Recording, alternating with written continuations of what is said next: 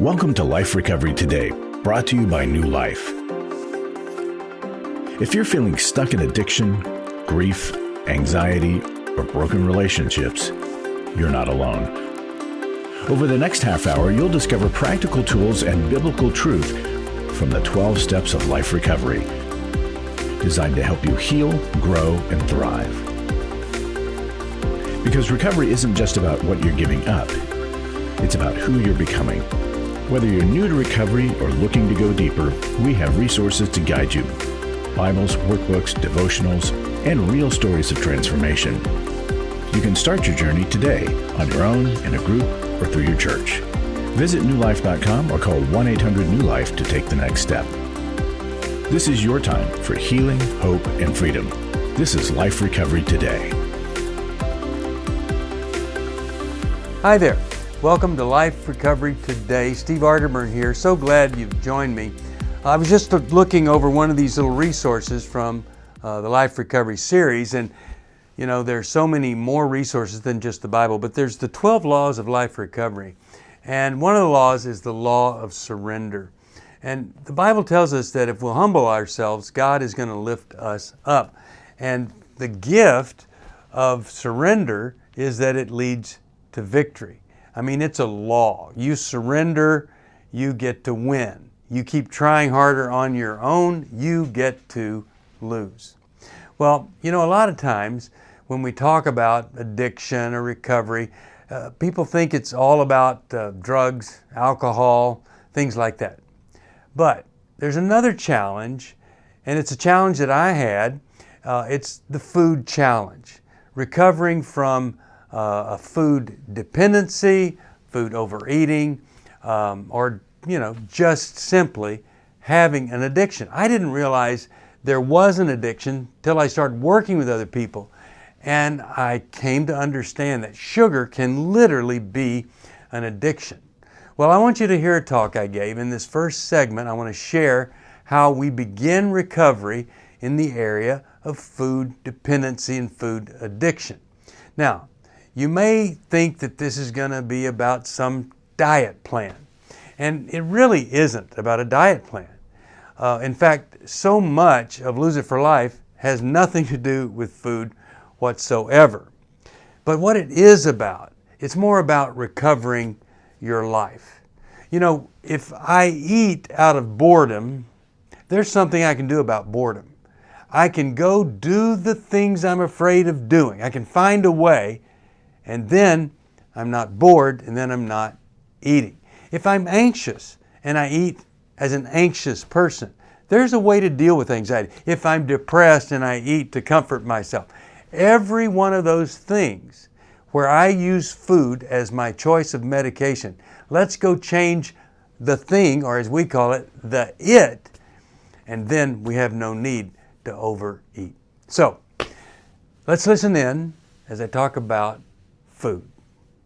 Just finished this little letter O. Now I want to tell you something.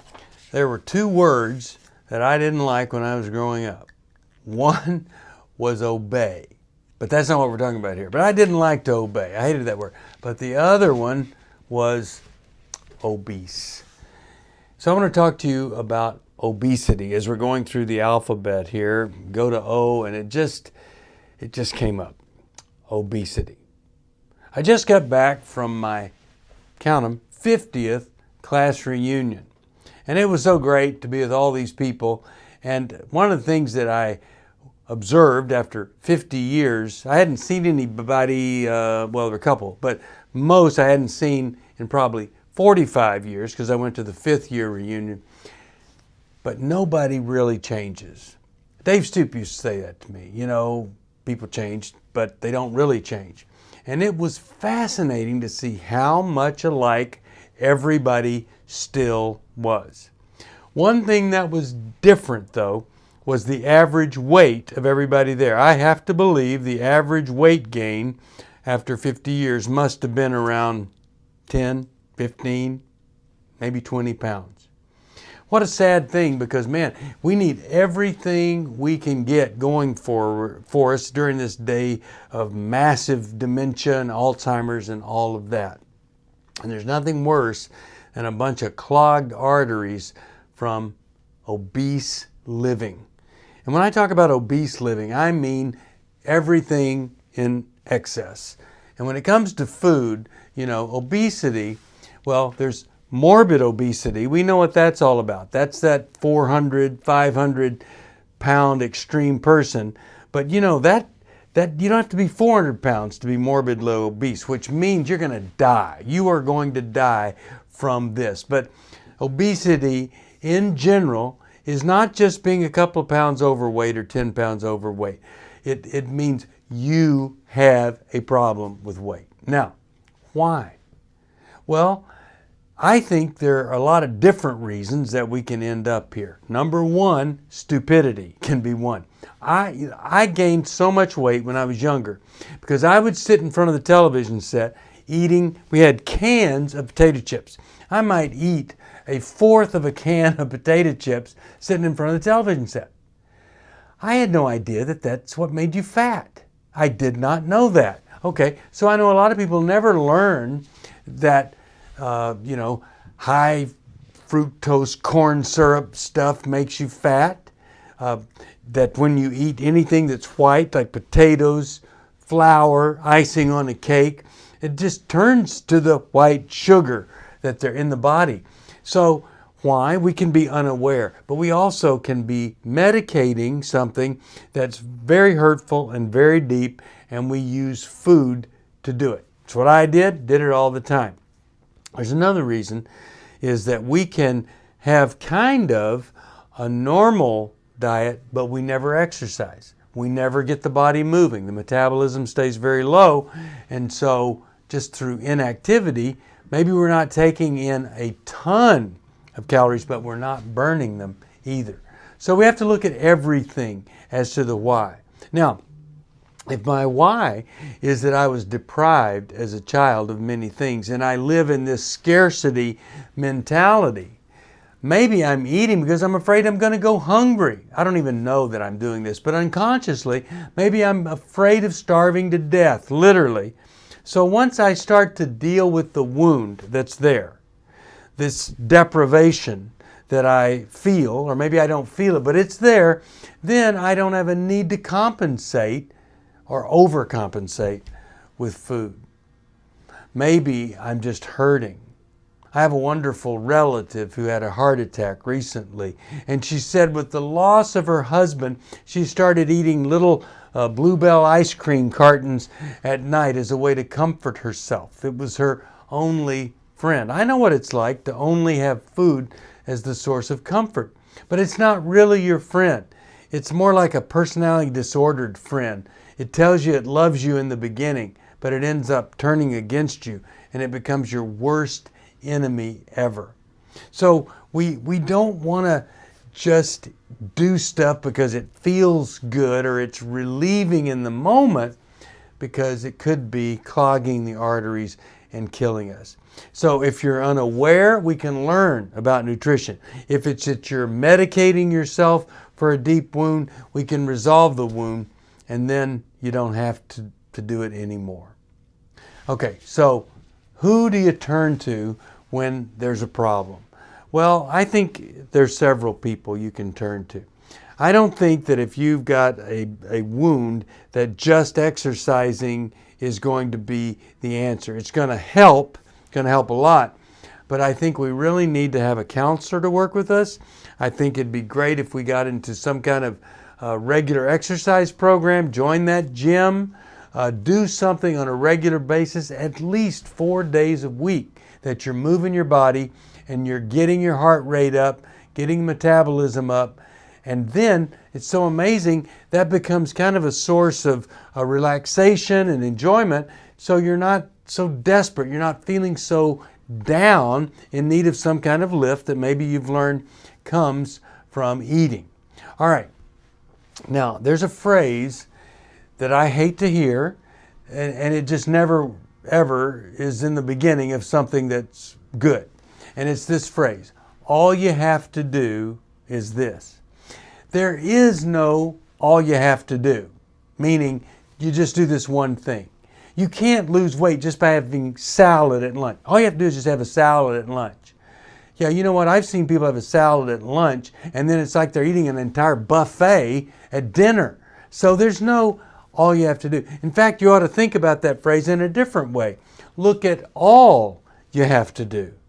And that's a multidisciplinary approach to dealing with it. My body needs to move. The food I eat needs to be healthy and whole, not junk, not full of sugar. I need to take care of the spiritual part of my life. And you know, when you are a spiritually motivated person or a person with a spiritual foundation, here's something that you end up with is a gratitude about life, a gratefulness to be alive. You want to preserve that life.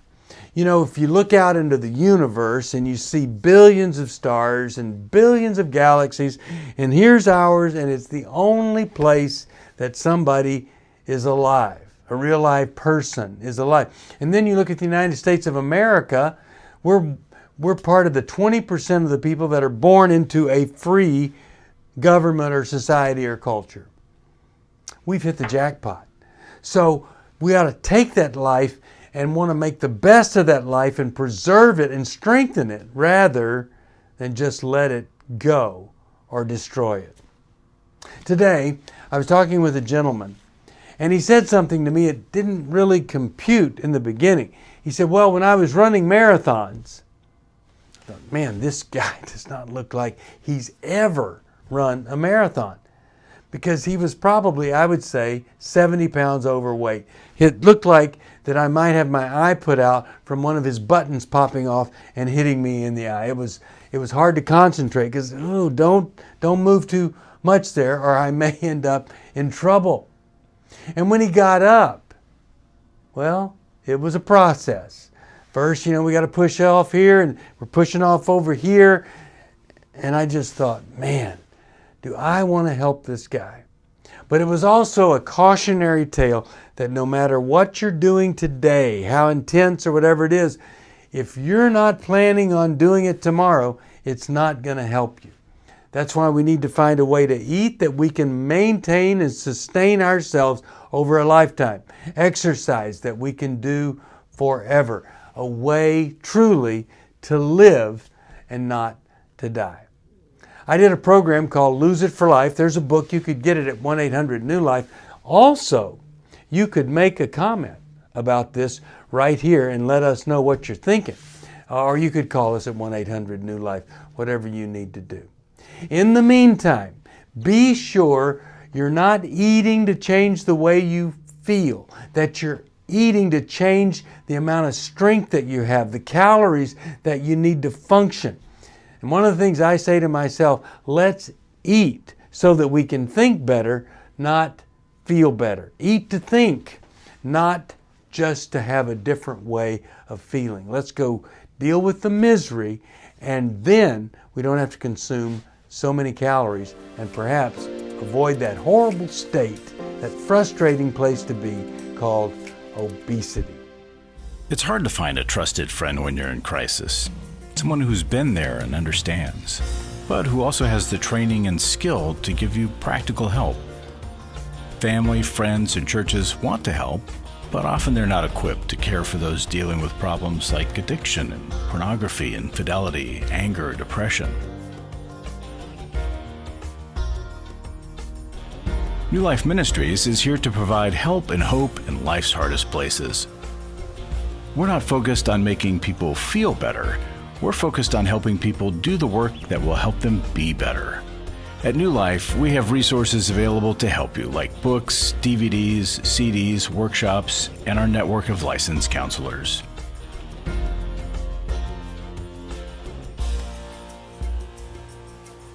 If you need help, call 1-800-NEW-LIFE and begin your new life today. Life recovery isn't just about making the courageous choice to give up an addiction or dependency. It's a journey towards health, wholeness, and becoming your very best you. If you need resources to help you in your journey, we can help.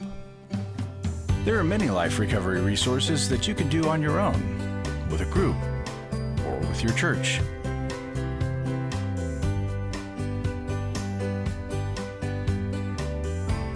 We have Bibles, workbooks, and devotionals that you can use to work your recovery right where you are. That's the beauty of Life Recovery.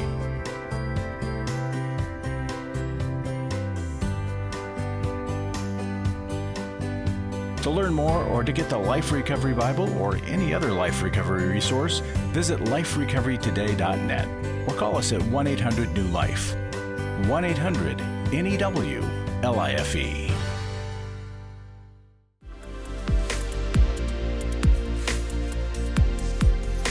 Welcome back. I hope that was helpful. Now remember, you're not eating to change the way you feel. You want to eat to think, and not just to have a different feeling, but deal with the misery so you don't need to eat. If you need help with that, I've got the Life Recovery Workbook on eating disorders, whether it's too much or too little.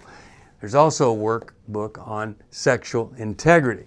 And that's what's coming up next. On this segment, I want to talk to you about pornography.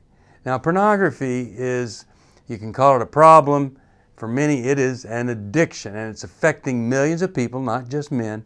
The accessibility is making it available to young children, and it sets them up for a lifetime of struggle.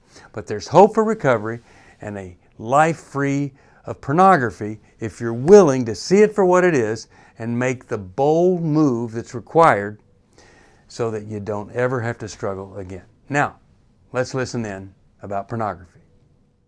And the letter that we're dealing with today, of course, is the letter P. Now, I can't address any other topic when we're doing this unless it's pornography. Well, the second letter in pornography is O. But every word I'm going to give you to remember what to do about this little problem here starts with an H.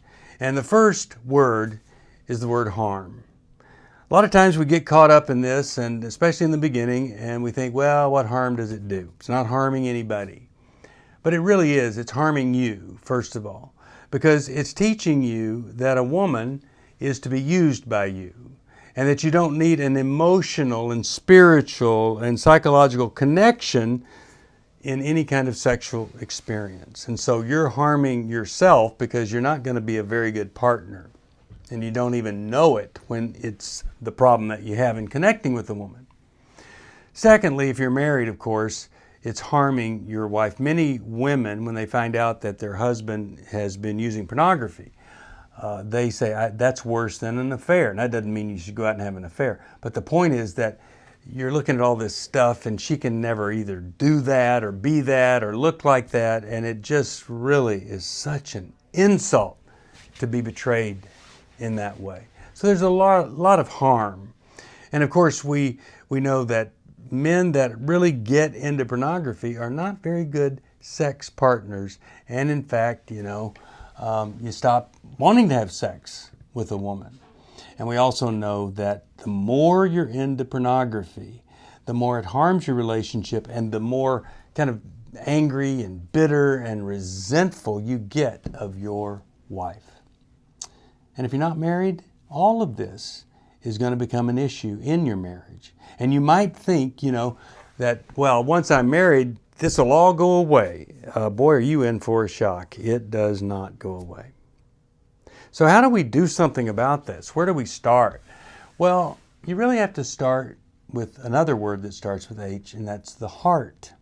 What is it that's in your heart? You say love, but is it more duplicity? In other words, I have some feelings, but boy, I've got this other private life over here, and it's not very nice at all. So even though I say I'm loving or feel some love, actually, my heart is split right down the middle.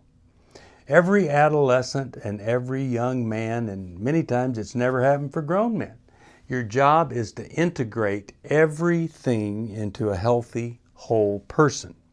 And so when we have a divided heart, often we might have everything all in place. Our intellect, our thinking, the spiritual world in which we live, and the beliefs that we have. And then way over here, split off from it all, is our sexuality. It's not integrated into the rest of us. It's this thing over here that we don't even talk about. We don't tell anybody about it. It's separate and it's sick. So we have to open up that box. We have to get the secret out. We have to confess, open up to somebody that can help us. And then we start to watch our heart become integrated together and whole. That's really the goal. We want to see people have a whole heart, not a split heart. Now, next word that starts with an H is habit. A lot of people think they have a bad habit, but you don't have a bad habit. You have an addiction. And this addiction is something that is far beyond anything many of us understand, because it's just as much an addiction as if you were shooting heroin into your veins. You see, because when you shoot heroin, there's a chemical that goes in you that releases chemicals in the brain that produce the high. Well, you know that those same kind of neurotransmitters and receptors and all that kind of stuff, that's happening with pornography. Now, when you use heroin, there's a big spike in dopamine based on the amount of heroin you're shooting through your veins. Pornography, it's not quite that high a spike. Well, that's good news or bad news? Well, it's bad news, because you don't know it's there so much, and so it just gradually goes from habit to addiction. With heroin, pretty much, early on, addiction. But with this habit, it becomes an addiction over time. Well, fortunately, there's another H word called hope. There's a lot of hope for anybody that's stuck in this pattern. And you got to ask yourself a question.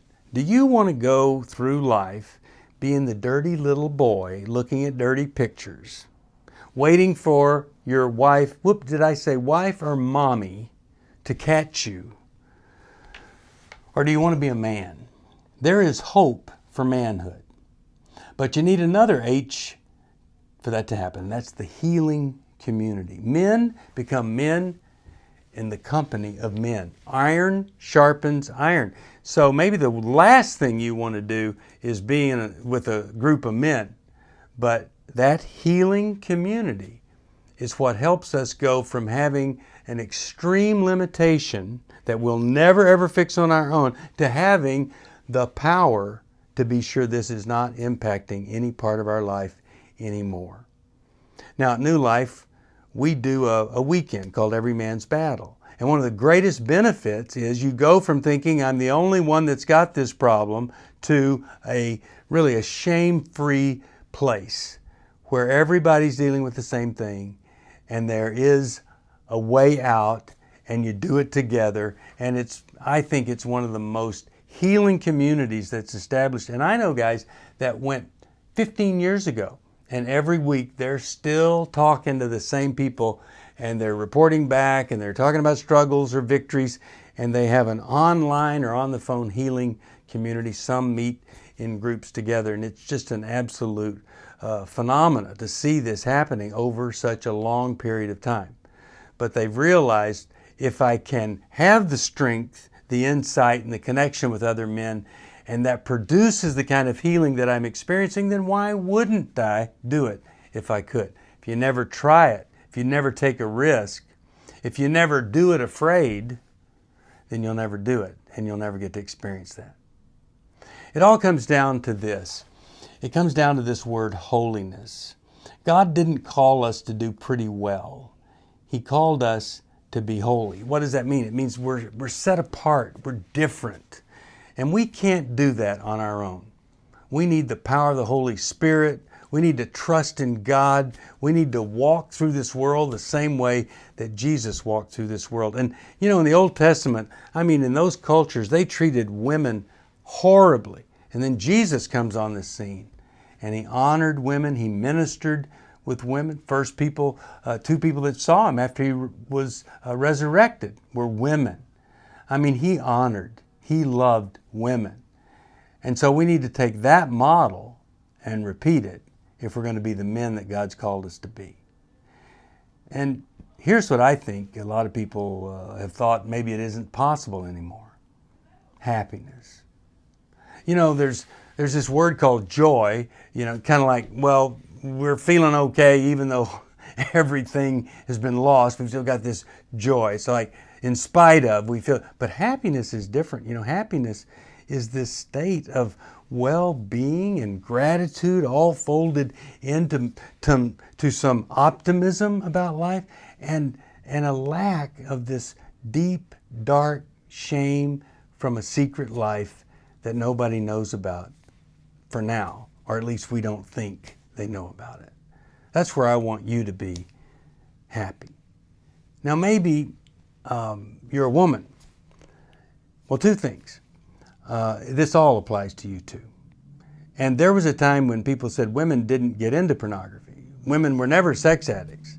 Oh yes, they do now. And it's quite common, very common. And sometimes the man gets you into it, then he leaves. But there's hope for you. Also, you might be a woman married to a man who's struggling. You don't have the power to change that guy. And if you would call us, we'll tell you about how to get him to go to every man's battle, and that could be the beginning of a level of happiness you never thought possible in your marriage. Welcome back. You know, I really don't know how people that aren't believers make it. You can see that when you're going to recover, you need the power of the Holy Spirit in recovery. You need God's truth and all the things that happen when you join a life recovery group. Now, we're going to experience the life that God has for us until we get off on a trail that leads us down the wrong path. And what a great thing when we decide to backtrack, to turn around and go back. Many of us don't like to backtrack, and we just continue down that wrong road. And we never experience what God has planned for us. Well, God has great plans for you. He has great blessings for you. And those blessings can be experienced in receiving help and giving help, reaching out to other people. And if you need help or you want some ideas on how to help others, you call us. We're there, and we want to help every person on their journey to recover their lives. It's called life recovery. It's not addiction recovery. It's not any kind of recovery other than the life that you were given. And we love to talk about the fact that here's this one little ball with people on it. We haven't seen anybody anywhere else. It's a great gift. Don't you want to make the best of that great gift? I think you do. Hey, thanks for watching me. If you know somebody that might be interested in recovery, why don't you ask them to sit down with you or in their home and join me for Life Recovery. I will see you next time. Thanks for joining us for Life Recovery Today, where we believe your past doesn't have to define your future. If you're ready to take the next step, we're here to help with Bibles, workbooks, devotionals, and more. Visit newlife.com or call 1-800-NEW-LIFE. Your journey to healing and freedom can start right now. Until next time, stay hopeful, stay courageous, and keep moving forward.